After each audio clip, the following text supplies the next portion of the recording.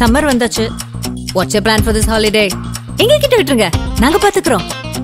GT Holidays. GT Holidays, South India's #1 travel brand. அடகில் இருக்கும் தங்க நகைகளை மீட்டு 10 நிமிடங்களில் பிரைம் கோல்ட் ஹப் மூலம் அதிக விலைக்கு விற்க 7997990028 தொடர்பு கொள்ளவும். இந்த கூட்டணி ஒற்றுமையா ஒன்னா இருக்கிறதுக்கு காரணம் வந்து பாஜக எதிர்ப்பு. எல்லாருமே பாஜக எதிர்ப்புல இருக்கும். இதுதான் பசை. ஆனா இந்த விஷயத்தை வச்சுக்கிட்டே நீங்க எங்களுக்கு வந்து சீட்ஸை குறைக்கிறீங்க, பாஜக வரக்கூடாதுங்கிறதுக்காக எங்களையே நீங்க வந்து தண்டிக்கிறீங்க அப்படிங்கிறதா இவங்க எல்லாம் கேட்கிற கேள்வி. விசிகா வந்து 6ல இருந்து 10 கேட்டாங்கன்னா அந்த 4 சீட்டு கொடுக்கறதுல ஒன்றும் வந்து திமுக தொண்டர்கள் வந்து பெரிய அளவில் அதிருப்தி அடைய மாட்டாங்க. ஆனா 25 சீட்டு வச்சிருக்கிற காங்கிரஸ்க்கு 40 சீட்டு கொடுத்தா 15 சீட்டு அதிகமாகும் போது அதனுடைய இம்பாக்ட் வந்து வேற. காங்கிரஸ் கூட்டணி திமுக கூட்டணி கூட இருப்பதன் காரணமாக தான் மைனாரிட்டி ஓட் பேங்க்ஸ் வந்து திமுக கிடைக்குது. இதெல்லாம் உண்மை தாமரைச்சந்திரன், நான் இல்லைன்னு சொல்லவே இல்லை. ஆனால் காங்கிரஸுக்கு இருக்கக்கூடிய ஸ்ட்ரென்த்தும் விசிகேக்கு இருக்கக்கூடிய ஸ்ட்ரென்த்தும் வேறங்க. முதலமைச்சர் என்ன சொல்றாரு, கூட்டணியால் நாங்கள் ஜெயிக்கிறோம் சொல்றாரு. இப்போ கூட்டணிக்கான முக்கியத்துவத்தை நீங்கள் கொடுத்து தானே ஆகணும். அப்படின்னா சிபிஐ, சிபிஎம், பிசிகே இந்த 3 பேருக்கும் டபுள் டிஜிட் எதிர்பார்க்குறாங்க சார். அதை கொடுத்துருவாங்க. டபுள் டிஜிட் எதிர்பார்க்குறாங்க. அவங்க கொடுக்குறாங்களா இல்லையாங்கிறது அப்பதான் தெரிய வரும். ஆனா கொடுக்க வேண்டிய கட்டாயமும் திமுக இருக்குங்கிற. எப்போ வந்து அமித்ஷா அவர்கள் வந்து ஐடிசி கிராண்ட் சோலால கூட்டணி ஆட்சி என்று சொன்னாரோ அதன் அருகில் எடப்பாடி பழனிசாமி அவர்கள் அமர்ந்திருந்தார். கூட்டணி ஆட்சி ஹம் சாத் சர்க்கார் பனாயிங்கன்னு தான் சொன்னார். நாங்க எல்லாம் சேர்ந்து அரசு அமைப்போம் தான் சொன்னார். திருப்பி அதே தான் அமித்ஷா அவர்கள் சொன்னார். கூட்டணி ஆட்சிங்கிற கூட்டணி ஆட்சின்னா அவங்க முதல்ல இருந்து சொல்லிட்டு இருக்காங்க. அப்ப இதற்கு பதில் சொல்ல வேண்டியது அதிமுக தான். அதிமுக கூட்டணி ஆட்சி இல்லைன்னு மட்டும்தான் சொல்ல முடியுமே தவிர இருக்குன்னு சொன்னாங்கன்னா அதுவே திமுகவுக்கு வந்து ஒரு மிகப்பெரிய பிளஸ்ஸா மாறி ஏடிஎம்கே பிஜேபி பத்தி கூட்டணி பேசும்போது ஆன் பேப்பர்ஸ் அது வந்து ரொம்ப ரொம்ப ஸ்ட்ராங்கான ஒரு கூட்டணி. இன்னைக்கும் ஆன் பேப்பர்ல ஸ்ட்ராங் தான். பிஎம்கே சேர்ந்ததுன்னா ஆன் பேப்பர்ல ஸ்ட்ராங் தான். ஆனா களத்துல கொஞ்சம் சிக்கல் இருக்குன்னு. கொஞ்சம் இல்ல, நிறைய சிக்கல் இருக்கு. ஏன் அமித்ஷா வந்து கூட்டணி ஆட்சி ஏன் அதை வந்து இன்னமும் சிக்கல் படுத்தணும்? ஆமாங்க, சிக்கல் படுத்துறது தானே. ஏடிஎம்கே உள்ளுக்குள்ள இருந்தே வீக்கன் பண்றது தானே பாஜகவோட பிளான். வெளியில இருந்து பண்ண முடியல, சரி உள்ள இருந்து பண்ணுவோம். ஆதனைகளுக்கு அன்பு வணக்கம். இன்று நம்மோடு மூத்த பத்திரிகையாளர் திருமிகு சிவப்பிரியா. வணக்கம் சார். வணக்கம். திமுக கூட்டணியிலிருந்து சிபிஎம் ஒரு கலக குரல் எழுப்பியிருக்காங்க. 21 எலெக்ஷனை பொறுத்த வரைக்கும் அதிமுக பாஜக கூட்டணி ஜெயித்து விடக்கூடாது என்பதற்காக எங்களுடைய தேர்தல் வரலாற்றிலேயே ரொம்ப ரொம்ப கம்மியான சீட்ஸுக்கு நாங்கள் வந்து தொகுதி உடன்படிக்கை வச்சுக்கிட்டோம். இந்த மாதிரி அப்படி இல்லை, நாங்கள் பண்ண மாட்டோம். நாங்கள் மாநாட்டில் கூட திமுக கிட்ட அதிக தொகுதிகள் கேட்போம், நாங்கள் வந்து தீர்மானமெல்லாம் போட்டிருக்கோம், மாநில நிர்வாக குழுவுடைய முடிவும் அதுதான் அப்படிங்கிற ஒரு போர்க்குள்ள வந்து சிபிஎம் கொடுத்துருக்காங்க. எப்படி சார் நாம புரிஞ்சுக்கிறது? இல்லை, எதிர்பார்த்தது தான். கொஞ்சம் கொஞ்சமாக எல்லா கட்சிகளும் பேச ஆரம்பிப்பார்கள். இதில் அவர் சொல்கிறது வந்து 2021 ஒரு ஸ்பெஷல் கேஸ். நானும் ஒத்துக்கிறேன். ஏன்னா எல்லாருக்குமே அதுதான் சொல்லப்பட்டது. பாஜகவும் அதிமுகவும் தமிழ்நாட்டில் கால் ஊன்றக்கூடாது, அதிமுக மூலமாக பாஜக கால் ஊன்றக்கூடாது. இப்போ வந்து மற்ற இடங்கள்லாம் எப்படி வந்து மற்ற கட்சிகள் ஜெயிச்சா அவங்களெல்லாம் விலைக்கு வாங்குறாங்களோ அந்த மாதிரி வாங்கிடுவாங்க. அதனால திமுக வந்து 180 இடங்களுக்கு குறையாமல் போட்டியிட வேண்டும். நீங்கள் வந்து கிட்டத்தட்ட 50 இடங்களில் மட்டும்தான் நீங்கள் போட்டி போட முடியும்னு சொன்னதுனால தான் எல்லா கட்சிகளும் ஒற்றுக்கொண்டார்கள். அப்பொழுதே 6 சீட்டு சிபிஎம்க்கு, சிபிஐக்கு, விசிகேக்கு 6 சீட்டு தாங்கிறது வந்து ரொம்ப குறைவான எண்ணிக்கை. எல்லாருக்குமே அது தெரியும் எவ்வளவு குறைவான எண்ணிக்கை அப்படிங்கிறது. பட் இருந்தாலும் ஒரு கொள்கைக்காக அந்த கூட்டணி தொடர வேண்டும். பாஜகவும் அதிமுகவும் மீண்டும் இங்கு ஆட்சி அமைத்து விடக்கூடாது என்பதற்காக போடப்பட்ட ஒப்பந்தம் அது. எப்பொழுதுமே ஒப்பந்தங்கள் வந்து ஃபார் தட் எலெக்ஷன் தான். அதே ஒப்பந்தத்தை கண்டினியூ பண்ணணும்னு யாருக்கும் எந்த ஒரு நிர்பந்தமும் கிடையாது. இப்போ என்னன்னா இதில் சொல்ல முடியாத ஒரு விஷயத்தை சண்முகம் அவர்கள் வந்து வேற மாதிரி சொல்றாங்க. இவங்களுடைய கன்சர்ன்ஸ் என்னன்னா பாஜக எதிர்ப்புல தான் இந்த கூட்டணி வந்து பசை. ஆமா, இந்த கூட்டணி ஒற்றுமையா ஒன்னா இருக்கிறதுக்கு காரணம் வந்து பாஜக எதிர்ப்பு. எல்லாருமே பாஜக எதிர்ப்புல இருக்கும். இதுதான் பசை.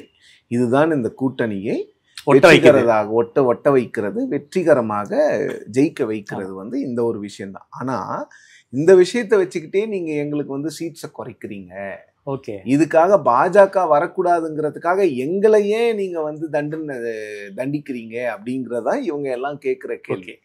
நீங்க ஆட்சிக்கு வரணும், நீங்க ஆட்சிக்கு வர்றதுக்கு நாங்க எல்லாம் உதவுறோங்கிறதெல்லாம் சரி, எல்லாரும் ஏத்துக்கிறோம். ஆனா நீங்க ஆட்சிக்கு வர்றதுக்காக நாங்க ஏன் வந்து எங்களுடைய எண்ணிக்கைகளை குறைச்சிக்கணும்? இப்ப விசிகாக்கு பாத்தீங்கன்னா 2001 25 வருடங்களுக்கு முன்னால் அவங்களுக்கு 10 சீட்டு கொடுக்கப்பட்டிருக்கிறது திமுக. காங்கிரஸுக்கு 63 சீட்டு கொடுத்த காலம் எல்லாம் இருக்கிறது, 48 கொடுத்த காலம் இருக்கிறது, 43 கொடுத்த காலம் இருக்கிறது, 41 கொடுத்த காலம் இருக்கிறது. ஸோ இதெல்லாம் ஏன் வந்து அப்ப அது வந்து ஒரு ஒன் எலெக்ஷன் ஃபினாமினா தான் அது பார்க்கப்படும். இதுக்கு திமுக என்ன சொல்லுவாங்கன்னா, நாடாளுமன்ற தேர்தலில் உங்களுக்கு வந்து எல்லாருக்குமே நீங்க எதிர்பார்த்ததை விட கொடுத்துட்டோம், சட்டமன்ற தேர்தலில் எங்களுக்கு கம்மியா கொடுக்கணும்பாங்க. அதை வந்து அலையன்ஸ் பார்ட்னர்ஸ் ஏற்றுக்க மாட்டாங்க. பெரும் பிரச்சனை பண்ணாம இந்த விஷயத்தை கடந்து போகக்கூடிய கட்சியாக காங்கிரஸ் இருக்குமே தவிர மற்ற எல்லாரும் அதை வந்து அவ்வளவு ஈஸியா கடந்து போயிடும். காங்கிரஸ் இந்த மாவட்ட தலைவர்கள் கூட்டத்துல கூட ஒரு 60 சீட்டு கேட்கணும் அப்படிங்கிற அப்பர் காங்கிரஸ்ல அவங்க 100 சீட்டு கூட கேட்கலாம். ஜெயிக்கிறதுக்கான வாய்ப்புகள் அவங்க கிட்ட இருக்கணும்ல. இப்ப விசிகா வந்து 6ல இருந்து 10 கேட்டாங்கன்னா அந்த 4 சீட்டு கொடுக்கறதுல ஒன்றும் வந்து திமுக தொண்டர்கள் வந்து பெரிய அளவுல அதிருப்தி அடைய மாட்டாங்க. ஆனா 25 சீட்டு வச்சிருக்கிற காங்கிரஸ்க்கு 40 சீட்டு கொடுத்தா 15 சீட்டு அதிகமாகும் போது அதனுடைய இம்பாக்ட் வந்து வேற.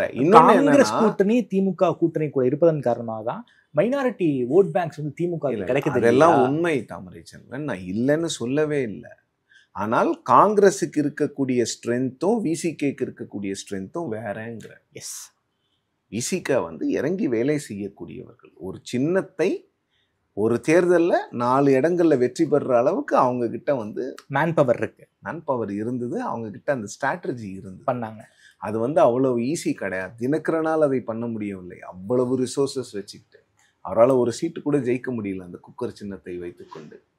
ஸோ அதனால விசிகா லெஃப்ட் போன்ற பார்ட்டிகள் வந்து நிச்சயமா எங்களுக்கு தேவையான சீட்டுகளை பெற வேண்டும் என்று போர்க்கொடி நிச்சயமாக உயர்த்தும். லாஸ்ட் டைம் அது வந்து கூட்டணியை உடைக்குமான்னு கேட்டிங்கன்னா நிச்சயமா உடைக்காது. ஆனா திமுகவும் ஒரு கட்டத்துல வந்து இறங்கி வந்து அவங்களுக்கு ஒரு 10-15 சீட்டு கேட்டால் ஒரு 10 சீட்டாவது அவங்களுக்கு கொடுக்கணும். ஏன்னா ஒவ்வொரு தேர்தலையும் பாஜக எதிர்ப்பையே நீங்கள் மக்கள்கிட்ட வந்து பாஜக எதிர்ப்பை வச்சு தான் ஓட்டு வாங்குறீங்க, எல்லாருக்கும் தெரியுது. ஆனால் கூட்டணிக்குள்ளேயும் அந்த எதிர்ப்பை வச்சே வந்து அவங்களை வந்து 6 சீட்டுக்குள்ளே சுருக்கிறது, 25 சீட்டுக்குள்ளே சுருக்கிறதெல்லாம் வந்து ஏற்றுக்கொள்ள மாட்டாங்க. இப்போ காங்கிரஸுக்கு வந்து திமுகவினுடைய பேச்சை அப்படியே கேட்க வேண்டிய கட்டாயம் இருக்கிறதுன்னு கூட சொல்லலாம். ஏன்னா நாடாளுமன்றத்தில் திமுகவினுடைய தயவு காங்கிரஸுக்கு தேவை. அது மட்டும் இல்லாமல் 2029 தேர்தலில் ராகுல் காந்தியை பிரைம் மினிஸ்டர் கேண்டிடேட்டா ப்ரொஜெக்ட் பண்ணாங்கன்னா அவங்களுக்கு திமுக தேவை. ஆனா விசிகா லெஃப்ட் போன்ற கட்சிகளுக்கு வந்து அந்த எந்த ஒரு நிர்பந்தமும் கிடையாது. அவங்களுக்கு வந்து தமிழ்நாட்டை பொறுத்த வரைக்கும் விசிகாக்கு குறிப்பா எடுத்துக்கிட்டீங்கன்னா எங்களுக்கு வந்து பிரதிநிதித்துவம் அதிகமாகணும் சட்டமன்றத்துலங்கிறது நியாயமான விஷயம் தானே. ஸோ அதே கோரிக்கை தான் வந்து சிபிஐ சிபிஎம் எல்லாருமே வைப்பாங்க. இனிமே அந்த குரல்கள் அதிகமாகி கொண்டே இருக்கு. நீங்க என்னதான் இவங்களுக்கு ஆப்ஷன் இல்லைனாலும் கூட நீங்க கூட்டணியை உடைய விட முடியாது. எஸ், கூட்டணியை உடைச்சா அந்த கூட்டணி உடையுது அப்படின்னாலே அது ஒரு மிகப்பெரிய பெர்செப்ஷன் பேட்டில் வந்து டிஎம்கேக்கு வந்து ஒரு மிகப்பெரிய செட்பேக். ஓகே, கூட்டணியால் தான் நாங்கள் ஜெயிக்கிறோம்னு முதலமைச்சர் சொல்லியிருக்காரா? கட்சிக்காரங்க என்ன வேணாலும் சொல்லுவாங்க, அவங்களுக்கு வந்து அதெல்லாம் இல்லை. முதலமைச்சர் என்ன சொல்றாரு? கூட்டணியால் நாங்க ஜெயிக்கிறோம் சொல்றாரு. இப்ப கூட்டணிக்கான முக்கியத்துவத்தை நீங்கள் கொடுத்து தானே ஆகணும். அப்படின்னா சிபிஐ சிபிஎம் பிசிகே இந்த 3 பேருக்கும் டபுள் டிஜிட் எதிர்பார்க்கறாங்களே சார், அதை கொடுத்துருவாங்க. டபுள் டிஜிட் எதிர்பார்க்கறாங்க. அவங்க கொடுக்குறாங்களா இல்லையாங்கிறது அப்பதான் தெரிய வரும். ஆனா கொடுக்க வேண்டிய கட்டாயமும் திமுகவுக்கு இருக்குங்கிற. டபுள் டிஜிட்னா நான் அவங்க கேட்குற சீட்டு கொடுக்கணும்னு நான் சொல்ல வரல. அவங்கள வந்து சுமூகமா கொண்டு போனாதான் அவங்க வேலை செய்வாங்க. ஏன்னா நீங்க லெஃப்ட் பார்ட்டிஸ்க்கெல்லாம் வந்து உங்களுக்கு வந்து பாக்கெட்ஸ்ல தான் இன்ஃப்ளூயன்ஸ் இருக்கு. பட் விசிகாக்கு அப்படி இல்லை, காங்கிரஸுக்கும் அப்படி இல்லை. தென் மாவட்டங்கள்ல உங்களுக்கு வந்து இந்த காங்கிரஸுக்கு இருக்கு ஒரு தொகுதிக்கு இருக்கக்கூடிய 7000-8000 வாக்குகள் பிளஸ் மைனாரிட்டி ஓட்ஸ் வந்து உங்களை பூஸ்ட் பண்ணுது. அதே மாதிரி நார்தன் தமிழ்நாட்டுல பிஎம்கேவோட இன்ஃப்ளூயன்ஸை வன்னியர்கள் கட்சியான பாமக இருக்கக்கூடிய கட்சிக்கு போடக்கூடாதுங்கிற அந்த வாக்குகளை வந்து விசிகா வந்து அப்படியுமே முழுமையா கொண்டு வந்து திரும்ப சேர்க்கிறாங்க. ஸோ அப்போ வந்து நீங்கள் என்னன்னா நீங்கள் ஒரு டிஸ்டிங்ஷன் பண்ணணும். அந்த ஓட் டிரான்ஸ்ஃபர் ஆகணும்னா நீங்கள் அவங்களையும் திருப்திப்படுத்தணும். இன்னொன்று திமுக அதிகமாக கொடுத்தாலும் திமுக கேடர் வந்து வருத்தப்படுவாங்க. ஸோ இது வந்து ஒரு டஃப்பான ஒரு நெகோசியேஷன் தான். இது வந்து ரொம்ப பேலன்ஸ் பண்ணி பண்ணணும். Okay sir. சார், ஆட்சியில் பங்கு அதிகாரத்தில் பங்குன்னு திரும்ப வந்து தூக்காத போர்ப்படி கிடையாது. இப்போ சமீபத்தில் இன்னைக்கு வந்து ஒரு ப்ரெஸ் மீட் ஒன்று கொடுத்துருக்காரு. கூடுதல் துறையில் நாங்கள் கேட்டிருக்கோம், அப்படி அந்த கோரிக்கை நிறைவேறாவிட்டாலும் நாங்கள் திமுக கூட்டணியை விட்டு வெளியேற மாட்டோம்ங்கிற ஒரு சிக்னலை வந்து திமுக கூட்டணிக்கு கொடுத்துருக்காங்க. இதை நாங்கள் எப்படி சார் புரிஞ்சுக்கல? இல்லை, திரும்ப அவர்களுக்கு அந்த கட்டாயமும் அந்த நிர்பந்தமும் இருக்கிறது. ஏன்னால் எல்லாரும் என்ன நினைக்கிறாங்கன்னா, திரும்ப அவர்கள் வெளியில் வந்துட்டு அந்த கூட்டணி உடைஞ்சிரும். ஸோ என்னால் அந்த கூட்டணி உடையக்கூடாதுங்கிறதுல திரும்ப உறுதியாக இருக்கிறதா நான் பார்க்குறேன். ஏன்னால் 2021ஆம் ஆண்டு சட்டமன்ற தேர்தலில் விசிகா 6 தொகுதிகள் ஃபர்ஸ்ட் சைன் பண்ணது விசிகா. ஆமாம், வேற யாருமே பண்ணலை.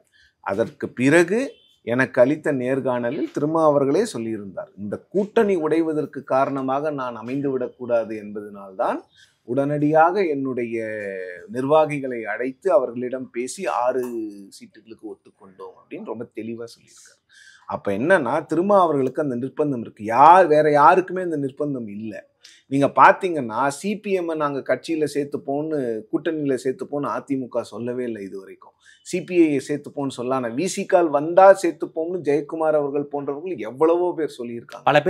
பல பேர் சொல்லியிருக்காங்க. ஆனா திருமாவளவன் அங்கு செல்வது வந்து வெஸ்டர்ன் பெல்ட்ல ஏடிஎம்கேக்கு எப்படி ரிஃப்ளெக்ட் ஆகுங்கிறதெல்லாம் வேற கொஸ்டின். ஆனா திருமாவளவன் அவர்கள் தான் அந்த கூட்டணியினுடைய ஒரு இன்டெகிரல் பார்ட்டா மற்ற கட்சிகள் பார்க்கறதுனால உங்களுக்கு அட்டாக்ஸும் அங்கதான் அதிகமாக இருக்கிறது. ஸோ அப்ப என்னன்னா, நீங்க வந்து திருமாவளவனை அட்டாக் பண்ண இப்போ பாஜக போன்ற கட்சிகளுக்கெல்லாம் தலித்துகள் வாக்களிக்காததுனால் அவங்க என்ன பண்றாங்கன்னா, இந்த மற்ற ஓபிசி கேஸ்டை கன்சாலிடேட் பண்றதுக்காக திருமாவளவனை அட்டாக் பண்றாங்க.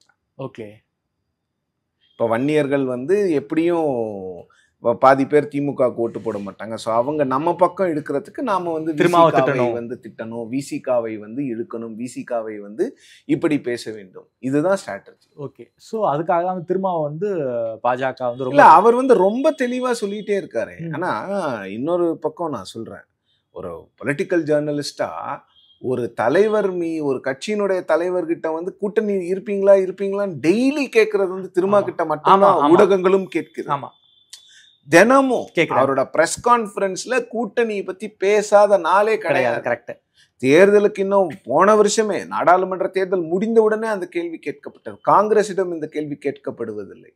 பட் அப்போ ஊடகங்களே திருமாவளவன் கிட்ட ஒரு அன்ஃபேர் ஆட்டிடியூடா இருக்கிறாங்களாங்கிற ஒரு கேள்வியும் இருக்கிறது. ஏன் அந்த கேள்வி அவர்கிட்ட இருக்காங்க?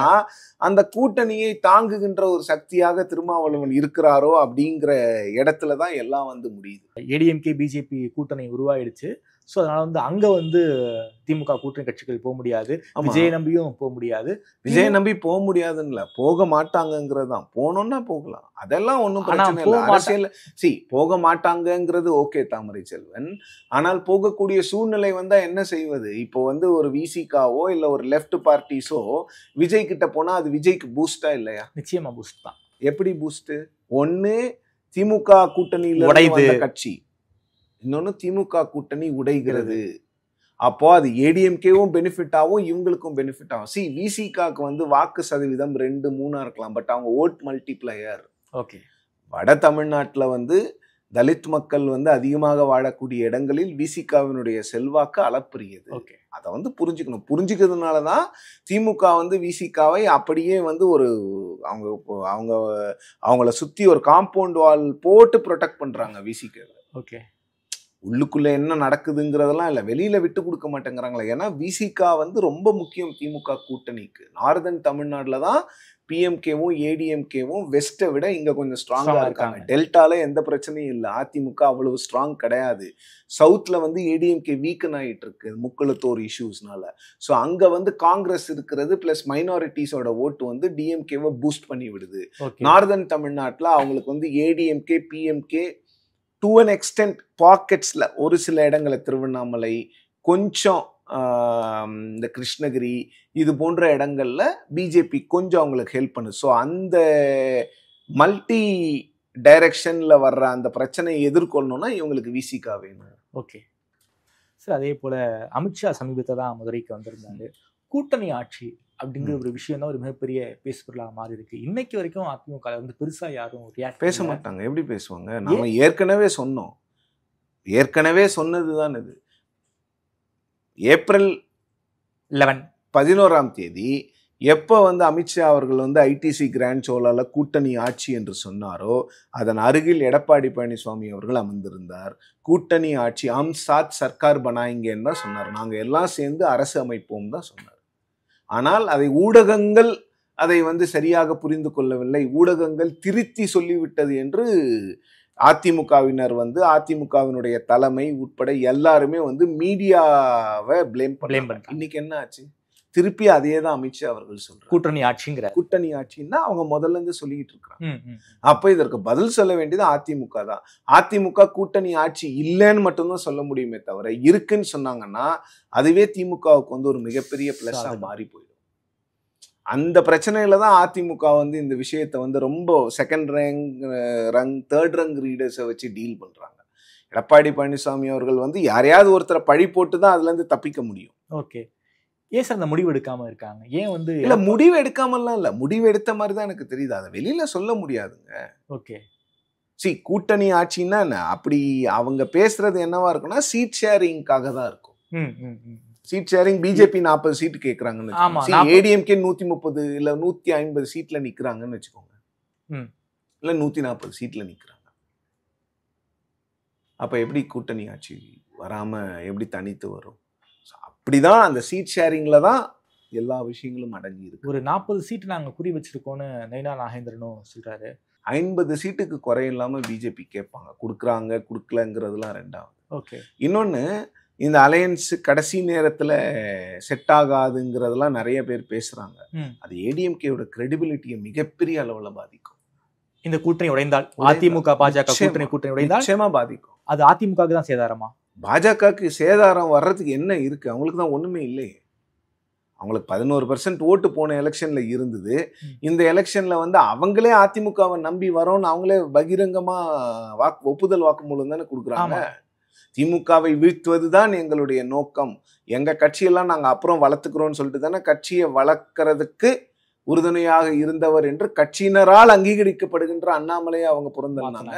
நான் சொல்லலை இது. அன்னைக்கு மதுரையில என்ன நடந்ததுங்கிறத எல்லாரும் பார்த்தாங்க. அப்ப கட்சியினோட தொண்டர்கள் யார் பக்கம் இருக்கிறாங்க? அண்ணாமலை அவர்கள் பக்கம் இருக்கிறாங்க. கட்சி என்ன நினைக்குது? திமுகவை வீழ்த்துவதுதான் முதல் முக்கிய அஜெண்டா. ஏடிஎம்கேவை திமுக வீழ்த்திட்டா ஏடிஎம்கேவை ஈஸியா வீக்கன் பண்ணிடலாம், நம்ம உள்ள நுழையலாங்கிறது தான் அவங்களோட பிளான், பிஜேபி ஹைகமாண்டோட பிளான். ஸோ இப்போ இது என்னன்னா கூட்டணி ஆட்சின்னு ஏடிஎம்கே ஒத்துக்கிட்டாலும் பிரச்சனை, ஒத்துக்கலனாலும் பிஜேபி கூட்டணி ஆட்சின்னு பேசிட்டே இருப்பாங்க. அது ஒரு கன்ஃபியூஷன்ல கொண்டு வந்து விடும். ஒத்துக்கிட்டாங்கன்னா டிஎம்கேக்கு இந்த தாம்பூல தட்டுல ஒரு விஷயத்தை எடுத்து கொடுக்கறதுன்னு சொல்லுவாங்களா, அந்த மாதிரி கொடுத்துருவாங்க. பட் டிஎம்கேக்குள்ளேயும் பிரச்சனைகள் இருக்கு. விசிகா லெஃப்ட் போன்ற பார்ட்டிஸ் வந்து கூட்டணி கட்சின்னு கேட்பாங்க. ஆனா அவங்களை இவங்க ஈஸியா ஆஃப் பண்ணலாம், ஏன்னா அவங்க ஆளுங்கட்சியா இருக்கிறாங்க. கேட்ட சீட்டை கொடுத்துடலாம். 10 சீட்டு 12 சீட்டு கொடுத்துட்டாங்கன்னா இன்னும் ஒரு 20 சீட்டு ஒட்டு மொத்தமா எல்லாருக்கும் சேர்த்து கொடுத்துட்டாங்கன்னா என்ன பண்ணுவீங்க? இதுவே ஏடிஎம்கே பிஜேபி பத்தி கூட்டணி பேசும்போது ஆன் பேப்பர்ஸ் அது வந்து ரொம்ப ரொம்ப ஸ்ட்ராங்கான ஒரு கூட்டணி. இன்னைக்கும் ஆன் பேப்பர்ல ஸ்ட்ராங் தான். பிஎம்கே சேர்ந்ததுன்னா ஆன் பேப்பர்ல ஸ்ட்ராங் தான். ஆனா களத்துல கொஞ்சம் சிக்கல் இருக்குன்னு. கொஞ்சம் இல்ல, நிறைய சிக்கல் இருக்கு. ஏன் அமித்ஷா வந்து கூட்டணி ஆட்சி ஏன் அதை வந்து இன்னமும் சிக்கல் படுத்தணும்?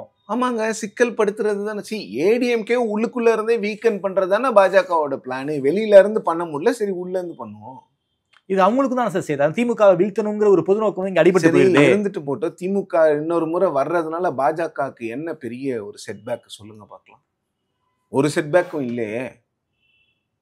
தமிழ்நாட்டுல ஏற்கனவே பாஜக ஆட்சியில இல்ல. ஓகே, இப்ப இங்க அதிமுக வந்த உடனே மும்மொழி கொள்கையை செயல்படுத்திடுவாங்களா? நிச்சயம் முடியாது இல்ல. அதுக்கும் மும்மொழி கொள்கையை செயல்படுத்தணும்னா இங்க தமிழ்நாட்டுல என்ன மாதிரியான விஷயங்கள் எதிர்வினைகள் வருங்கிறதெல்லாம் எல்லாருக்குமே தெரிஞ்ச விஷயம். ஸோ இது பேசிக்கலா ஏடிஎம்கே வீக்கன் பண்ணக்கூடிய விஷயங்கிறது ஏடிஎம்கே காரங்களுக்கே தெரியுமே. தெரியலன்னு யாரையாவது ஒருத்தரை சொல்லுங்க. ஒரு கட்சியை வீக்கன் பண்ணனா ஒண்ணு அந்த கட்சியை வெளிப்படையா எதிர்க்கணும், இல்லைன்னா கட்சிக்குள்ள ஒரு குழப்பத்தை கொண்டு வரணும். சிவசேனாவை எப்படி உடைச்சாங்க, என்சிபி எப்படி உடைச்சாங்க, இன்னைக்கு ஜேடியு எப்படி உள்ளுக்குள்ள இருந்தே நிதிஷ்குமாரை ஒண்ணுமே இல்லாம பண்ணிட்டு இருக்காங்க. அப்படிதான் பண்ணுவாங்க பிஜேபி. அது தெரிஞ்சுதான் திமுக கூட்டணி கட்சிகள்லாம் அவங்கள உள்ள விடக்கூடாதுங்கிறாங்க. ஸோ அதை வந்து டிஎம்கே வந்து அவ்வளவு பெரிய பிளஸ்ஸா எடுத்துக்கிறாங்க.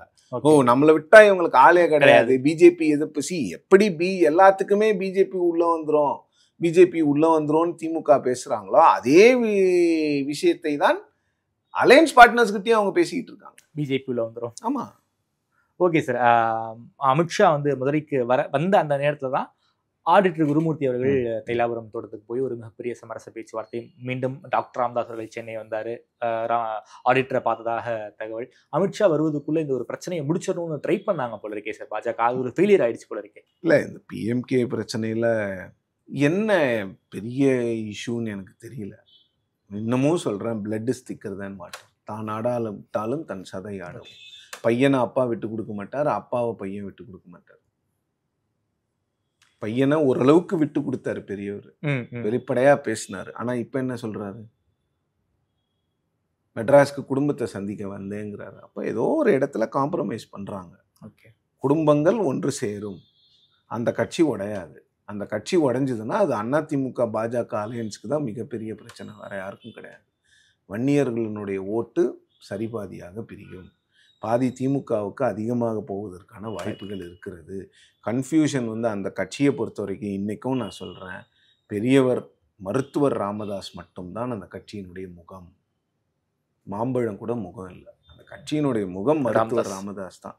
சின்னம்லாம் அப்புறம், ராமதாஸ் அவர்கள் தான் அந்த கட்சியினுடைய முகம். அந்த கட்சி ராமதாஸ் தான் அந்த கட்சி. வந்து எந்த மாற்று கருத்துக்கும் இடமே கிடையாது.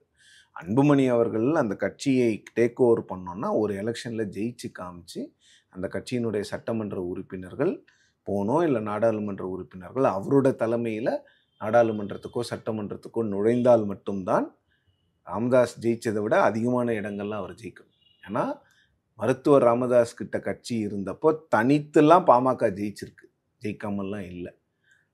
ஸோ அதனால் அந்த விஷயத்தை வந்து வெயிட் பண்ணி தான் பார்க்கணும். பாஜகவுக்கு அதில் அவங்க இந்த சண்டை தொடர்ந்து கொண்டே இருந்தால் அது பாஜக கூட்டணிக்கு பெரிய பிரச்சனையாக இருக்குன்றதுனால தான் அந்த காம்ப்ரமைஸ் டாக்ஸை மல்டி ப்ரோங்ட் அப்ரோச்சில் அவங்க டீல் பண்ணுறாங்க. Okay sir. சார், மத்திய அமைச்சர் எல்முருகன் வந்து ஒரு பேட்டி ஒன்று கொடுத்துருக்காரு. அந்த பேட்டியில் என்ன சொல்றாருன்னா, திமுக கூட்டணியில் இருக்கும் ஒரு கட்சியோடு பேச்சுவார்த்தையை தொடங்கி விட்டோம் அப்படிங்கிறாரு.